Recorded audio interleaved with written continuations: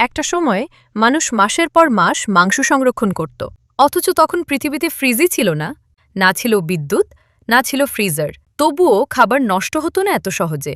তাহলে তারা কি এমন জানত যেটা আমরা ভুলে গেছি?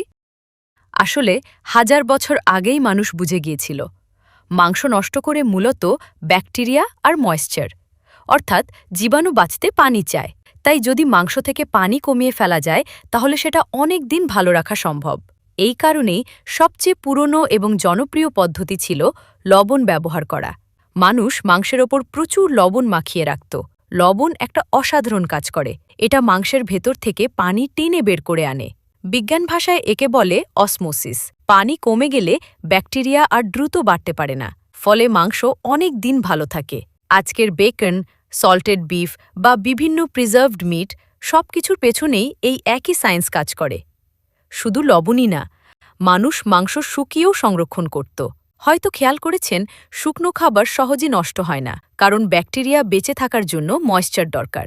তাই মানুষ রোদে বা বাতাসে মাংস ঝুলিয়ে শুকাত। ধীরে ধীরে মাংসের ভেতরের পানি কমে যেত, আর সেটা দীর্ঘদিন টিকে থাকত।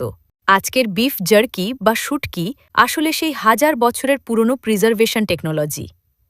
আরেকটা ভয়ঙ্কর ইন্টারেস্টিং পদ্ধতি ছিল স্মোকিং, মানে ধোঁয়া দিয়ে মাংস সংরক্ষণ করা। আগুনের ধোঁয়ার মধ্যে কিছু ন্যাচারাল কেমিক্যাল থাকে, যেমন ফিনল আর ফর্মালডিহাইড টাইপ কম্পাউন্ডস, যেগুলো ব্যাকটেরিয়ার বৃদ্ধি কমাতে সাহায্য করে।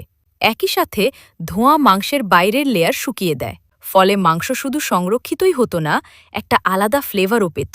আজকের স্মোকড বারবিকিউ কালচারের শুরু কিন্তু সেখান থেকেই। কিছু ঠান্ডা অঞ্চলে মানুষ বরফের নিচে বা মাটির গভীরে খাবার রাখত, যেখানে টেম্পারেচার ন্যাচারালি কম থাকত, কারণ কম তাপমাত্রায় ব্যাকটেরিয়া ধীরে বাড়ে।